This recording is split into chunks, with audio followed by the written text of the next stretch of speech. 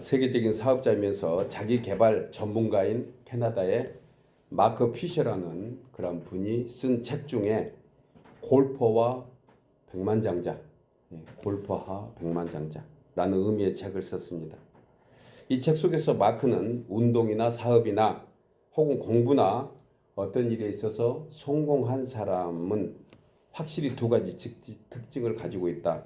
이렇게 얘기하면서 하나는 열정, 즉 최선을 다하는 삶이고 다른 하나는 집중, 목표를 향한 의지라고 말합니다.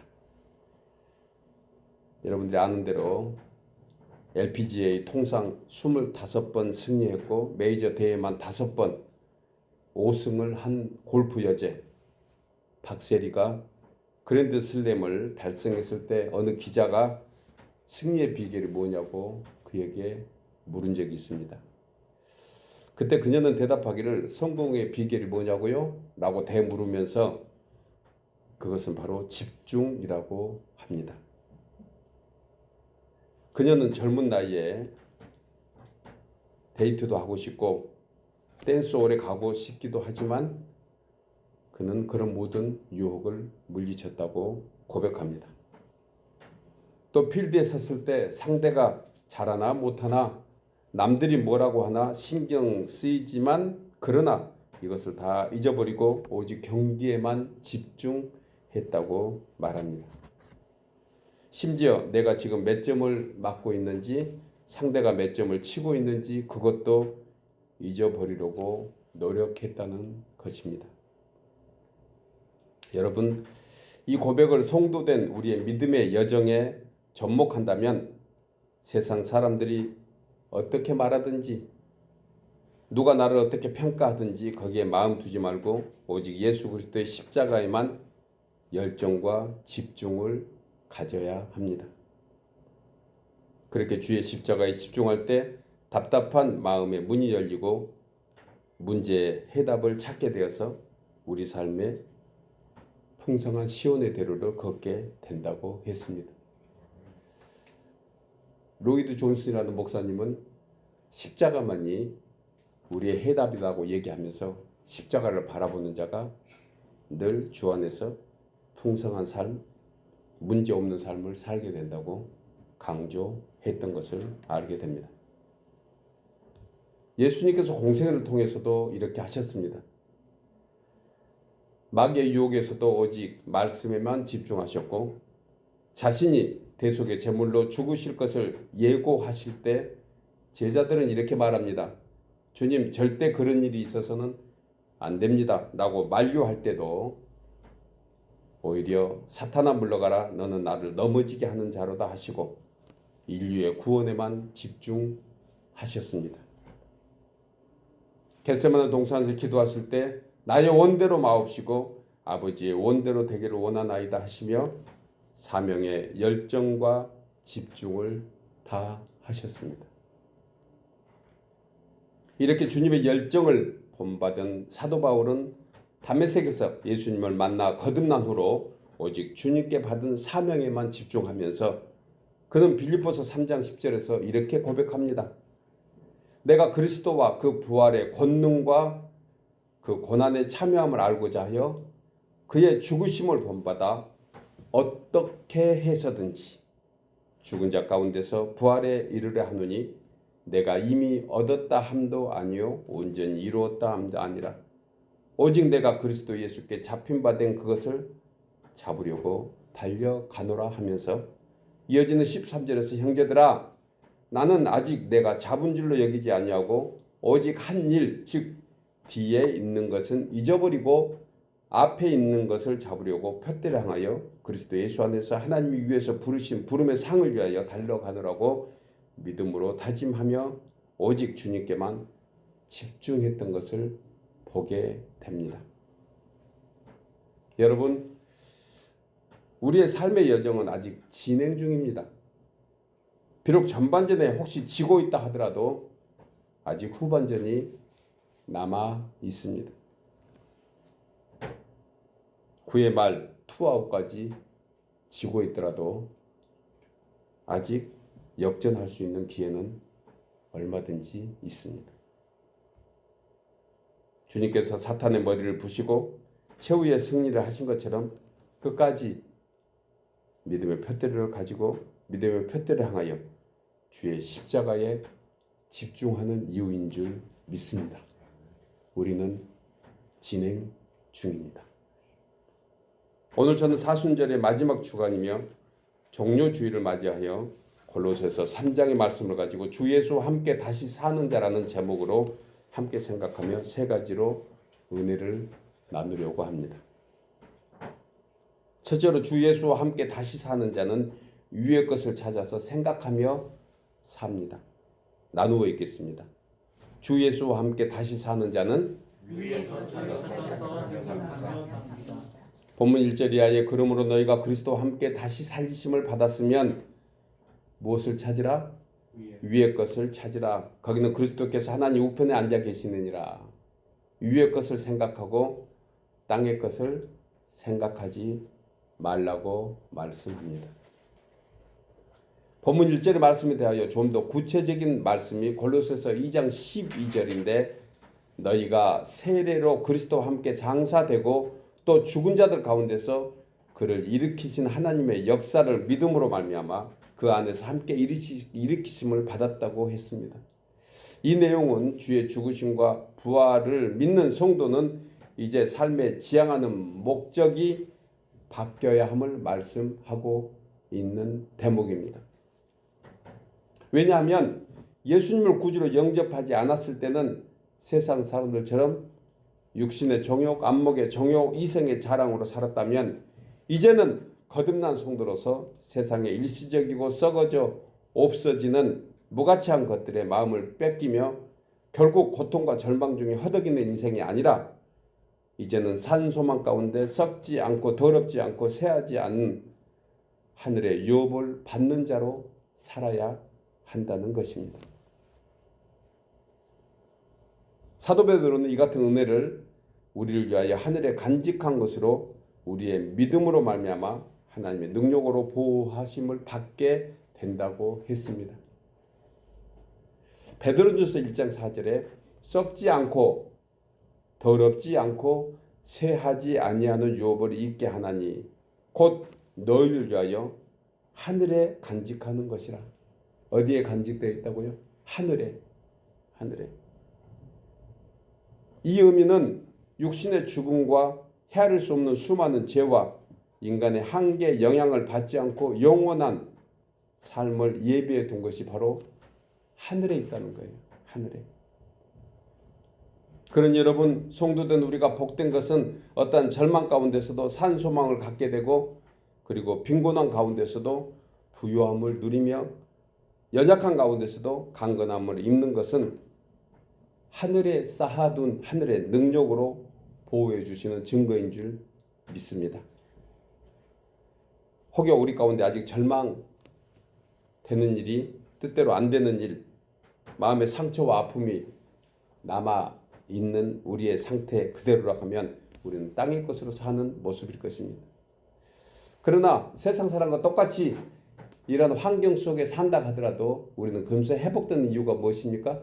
우리는 위의 것을 하나님의 은혜를 하나님의 보호하심을 바라면서 하늘 아버지를 바라볼 수 있기 때문인 줄 믿습니다. 이것이 복음의 능력입니다. 왜 우리가 예수를 믿습니까? 왜 이 땅에서 예수를 믿는 이유가 무엇입니까? 아니 마지막 날 우리가 예수 믿음으로 천국 가면 그게 다 될 텐데 우리를 왜 일찍이 택하시고 사는 날 동안 예수 안에 살게 하셨을까요? 그것은 바로 이 땅에 사는 우리에게 하나님의 능력으로 보호해 주시는 그러한 은혜를 일찍이 주셨기 때문입니다. 감사하시기 바랍니다. 우리가 먼저 예수님을 알게 되고 예수님의 부르심에 우리가 이렇게 나와서 예배할 수 있다는 것이 얼마나 복된지 우리는 다 고백해도 부족할 것입니다. 바울은 본문 2절에서도 같은 맥락으로 우리에게 이렇게 권면합니다. 위의 것을 생각하고 땅의 것을 생각하지 말라. 여기서 생각하라. 이것에 관해서 주석가 에벳은 애착심을 가지라고 해석합니다. 애착심을 가지라. 신학자 벤젤은 즐기는 마음을 가지라고도 해석했습니다. 그러니까 성도는 하나님을 생각하는 것이 마땅한 본분이지만 거기에 더 애착심이 있어야 된다는 거예요. 하나님을 사랑하는 마음이 더 깊어져야 된다는 것입니다. 그리고 이것이 어떤 의무가 아니고 하나님 안에 성도됨의 권리임을 알고 즐기라는 것입니다. 이것을 성경은 누림이라고 얘기합니다.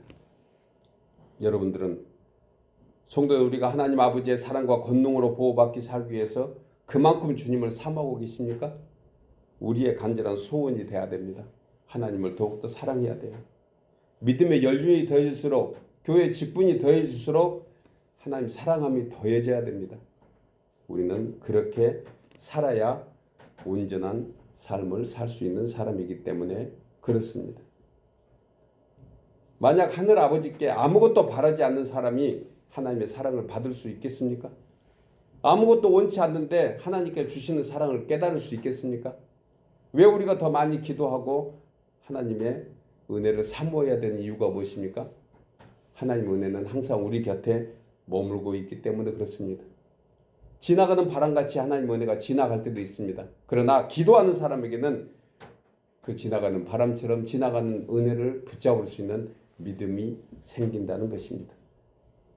또한 사랑을 받고 주의 권능으로 보호받으면서 세상 일로 염려하고 두려워한다면 이것 역시 하나님이 원치 않는 것입니다. 그래서 우리는 주님 안에 있을 때 이 세상의 염려 근심이 우리에게 아무 문제가 되지 않는 사람으로 살 수 있는 것에 감사해야 됩니다. 우리가 믿음으로 위의 것을 사모하며 하나님의 은혜와 사랑 안에 있음을 확신할 때 세상의 그 어떤 것도 우리를 구속하거나 억압할 수 없는 것입니다. 사도 바울은 이 내용을 고린도서 4장 7절에서 우리가 이 보배를 질그릇에 가졌으니 이는 심히 큰 능력은 하나님께 있고 우리에게 있지 아니함을 알게 하려 함이라. 우리가 사방으로 우겨싸임을 당하여도 쌓이지 아니하고 답답한 일을 당하여도 낙심하지 아니하며 박해를 받아도 버림받지 아니하며 거꾸로 트림을 당하여도 망하지 아니하고 우리가 항상 예수의 죽음을 몸에 짊어짐은 예수의 생명이 또한 우리 몸에 나타나게 하려 함이라. 아멘이지요? 믿으시기 바랍니다. 중요한 것은 본절에서 사도 바울은 이 사실을 찾으라고 했습니다. 찾아야 됩니다. 이 말은 계속 노력하면서 힘써서 찾아야 한다는 것입니다. 그러므로 하늘 아버지의 은혜와 사랑을 받는 것이 성도의 신앙 의지와 아주 긴밀하게 연결되어 있음을 또한 알아야 합니다. 여러분, 아무리 좋은 직분을 받은 자도 한 주간, 10일, 한 달간 기도하지 않으면, 아니 하루만도 기도하지 않으면 하나님 은혜에서 금방 멀어지게 됩니다. 오히려 신앙의 연륜이 더일수록 이런 현상은 더 많이 생깁니다. 그래서 우리는 더 계속 노력해서 하나님을 찾고 찾아야 합니다. 매일 매 순간 하나님 안에 긴밀한 관계로 살아야 합니다. 여러분, 하나님의 은혜는 값없이 거저받지만 그 은혜를 누리기 위해서는 반드시 값비싼 믿음의 대가를 치러야 하는 줄 믿습니다. 여러분들을 모두 이러한 대가를 치름으로 하나님이 주시는 귀한 은혜 안에 살기를 다시 한번 우리 모두가 소원합니다. 사랑하는 여러분, 성도는 하늘에 속한 자를 의미합니다. 예수 그리스도와 연합되어 있는 자를 말합니다. 따라서 세상이 알지 못하는 하늘의 양식을 먹고 사는 인생이 된 줄 믿고 주 예수와 함께 다시 사는 우리 모두 되기를 소원하며 축복합니다. 두 번째로 주 예수와 함께 다시 사는 자는 옛사람은 죽고 새사람으로 삽니다. 나누어 읽겠습니다. 주 예수와 함께 다시 사는 자는 본문 3절에 이는 너희가 죽었고 너희 생명이 그리스도와 함께 하나님 안에 감추어졌음이라고 말씀합니다. 본절에서 너희가 죽었고 라고 했는데 이 의미는 성도된 우리를 대신하여 예수님이 십자가에서 죽으신 죽음에 관하여 사도 바울은 세 가지 죽음의 의미를 얘기합니다. 이건 참으로 중요한 얘기입니다. 이 사순절을 맞이하면서 또 사순절을 보내면서 이 세 가지 죽음이 우리에게 부활과 생명으로 이어진다는 사실이기 때문에 그렇습니다. 예수님께서 이 땅에 육신의 몸을 입고 오셨을까요? 이것이 성경에서 얘기하는 복음인데 왜 그랬는가를 분명히 얘기하는 것이 바로 이 세 가지 안에 있기 때문에 그렇습니다. 이 세 가지 중 먼저 죽은 것은 죄에 대하여 죽은 것입니다. 죄에 대하여 죽었다. 로마서 6장 6절에서 우리가 알거니와 우리의 옛사람이 예수와 함께 십자가에 못 박힌 것은 제 몸이 죽어서 다시는 우리가 죄에게 종 노릇하지 아니하려 함이니 이는 죽은 자가 죄에서 벗어나 의롭다 하심을 얻었습니다. 아멘이죠. 여러분, 죄에 대해서 우리는 죽은 것입니다. 예수님께서 죽으심은 죄에 대해서 죽어주신 것입니다. 여러분, 인간의 죄의 근원이 무엇입니까? 인간은 어디에서 죄가 시작됐을까요? 그렇습니다. 하나님을 떠나서 하나님 없이 사는 것이 죄입니다. 아주 명확합니다. 창세기를 시작하면서 아담과 하와의 불순종, 그 죄의 시작은 하나님 없이 살려고 하나님을 떠나서 살았기 때문에 죄의 시작이 되었고 오늘 그 죄의 유전은 우리에게 여전히 남아 있는 것입니다. 이런 사람은 살았으나 죽은 자입니다. 하나님을 떠나 있으면 죽은 사람입니다. 하나님 없이 살면 그 순간 죽어 있는 것입니다. 예를 들어서 꽃꽂이 하는 것과 똑같습니다. 그 들에 핀 꽃, 꽃밭에 그 아름다운 꽃을 누군가 꺾어서 화병에 담았다고 예를 들어보겠습니다. 그 꽃은 죽었을까요? 살았을까요? 누군가는 그 꽃은 살아있다고 얘기할 것입니다. 그래서 활짝 펴있는 거라고 얘기합니다. 그 꽃은 향기가 분명히 있습니다. 그러나 분명한 것은 그 꽃은 시간이 지나면서 죽습니다. 요즘 한국도 그렇고 미국도 그렇고 우리가 다니는 들에 아름다운 벚꽃들이 아름다운 꽃들이 수선화가 많이 피어 있습니다. 저희 집에도 작년에 심겨놨던 수선화가 예쁜 꽃망울을 맺고 노랗게 피어 있습니다. 겨울에 죽은 것 같았습니다. 그 추운 겨울에 그것이 살았으리라고 생각하는 사람은 극히 적을 수 있습니다. 그러나 다시 생명을 일으켰습니다. 왜 그랬을까요? 땅에 심겨 있기 때문에 그렇습니다. 성도가 살아있는 것과 세상 사람들이 예수님을 떠나서 하나님을 믿지 않음으로 죽어 있는 것이 이와 같은 논리인 것입니다. 잠시 산 것 같지만 화병에 담긴 꽃은 분명히 죽은 것입니다. 죽은 것 같지만 땅에 묻어있는 그 나무, 그 꽃은 언젠가 꽃을 피고 살아있는 것입니다. 우리는 하나님 안에 사는 존재입니다. 죽은 것 같지만 살아있는 사람입니다.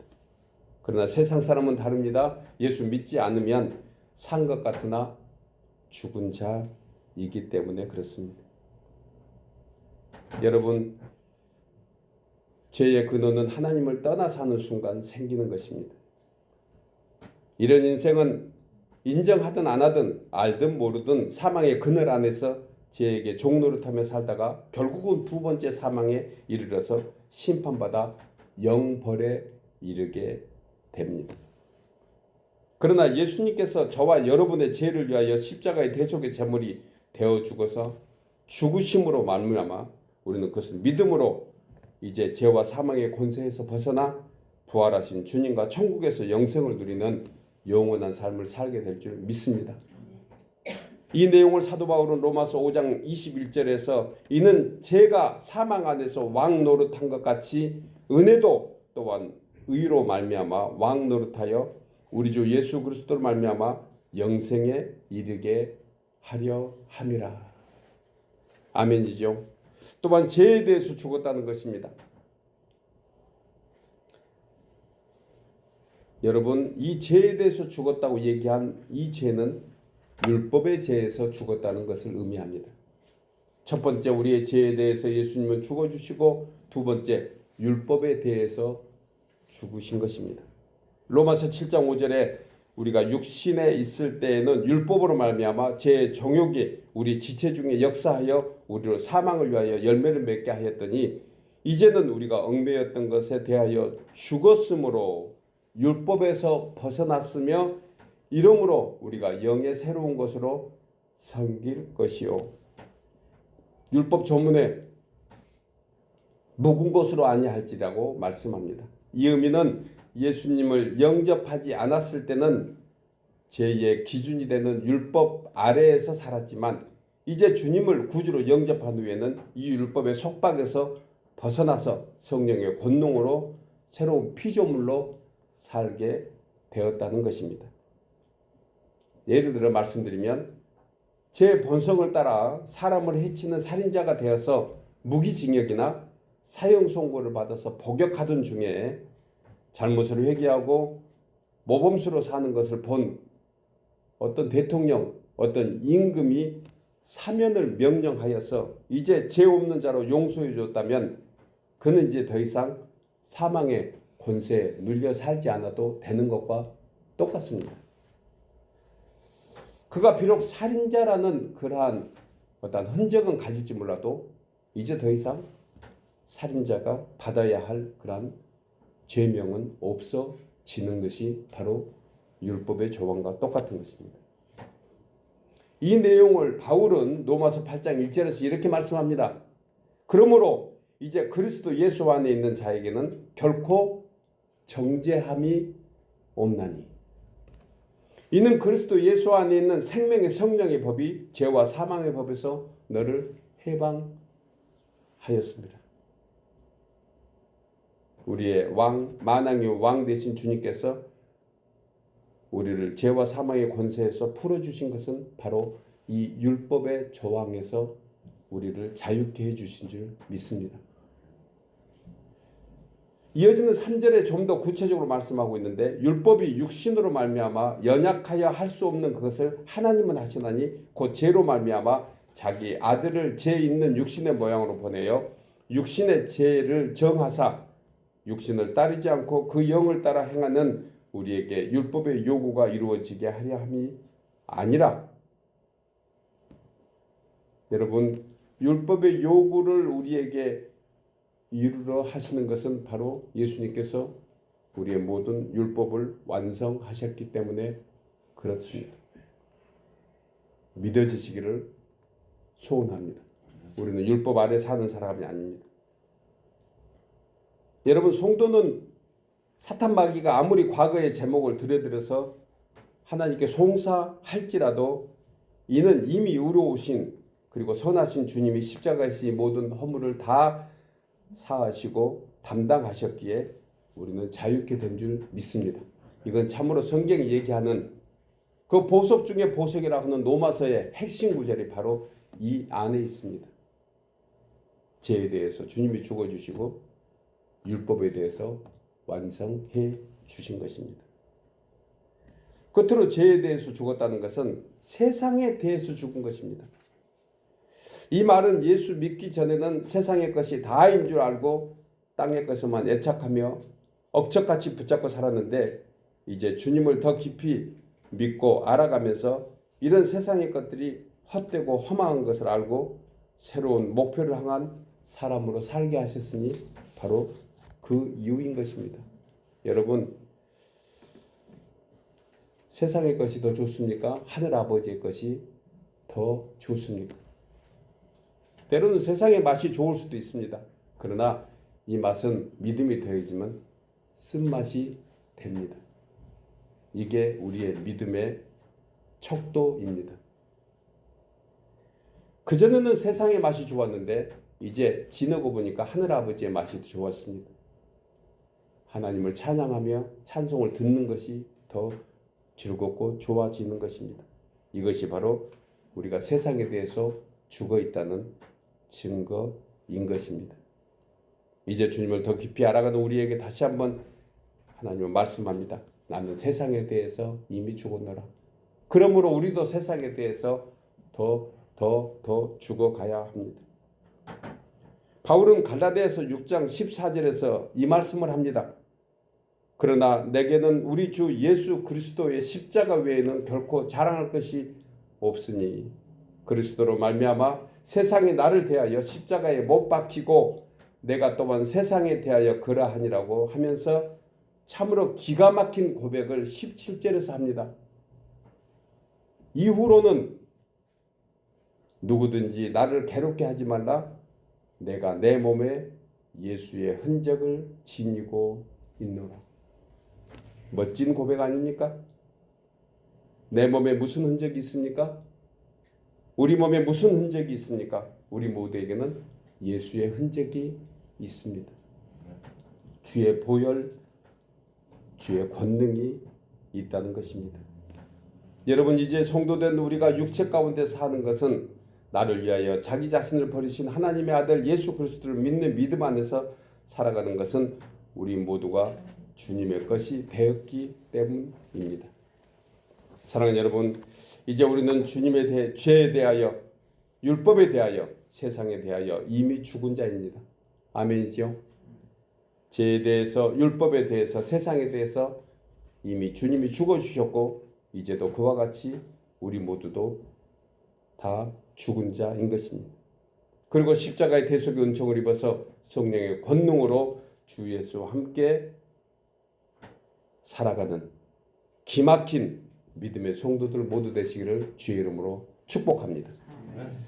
마지막 세 번째로 주 예수와 함께 다시 사는 자는 부활의 소망과 영광을 바라며 삽니다. 나누어 읽겠습니다. 주 예수와 함께 다시 사는 자는 부활의 소망과 영광을 바라며 삽니다. 본문 4절에 우리 생명이신 그리스도께서 나타나실 그때에 너희도 그와 함께 영광 중에 나타나리라고 말씀합니다. 본절은 우리 생명이신 그리스도라고 했습니다. 이는 부활의 생명이며 영생의 소망을 의미합니다. 그러기 위해서는 생명의 주님과 늘 연결되어 있어야 합니다.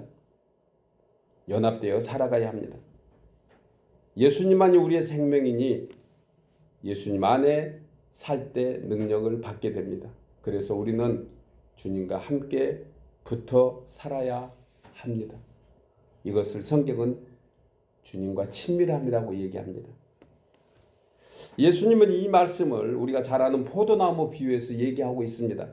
요한복음 15장에서 이렇게 말씀합니다. 3절에 너희가 내가 일러준 말로 이미 깨끗해졌으니, 우리 모두는 하나님의 말씀으로 이미 깨끗해진 줄 믿습니다. 이것이 복음의 능력입니다. 복음의 권능입니다.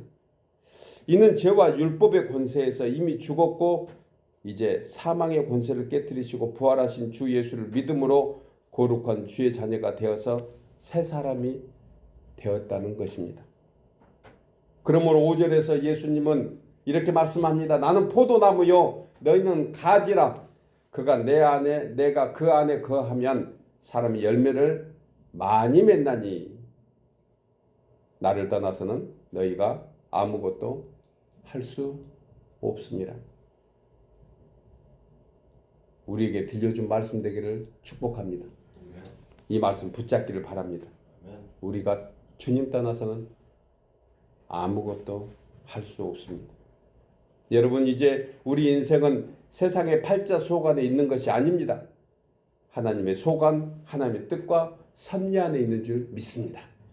그러므로 우리의 뜻대로, 우리의 생각대로, 우리가 원하는 대로, 내 속안대로 사는 것이 아니라 하늘 아버지의 뜻대로, 하늘 아버지께서 원하시는 대로 살아갈 때 이것이 우리의 참 소망이요, 행복이요, 영광이 되는 것입니다.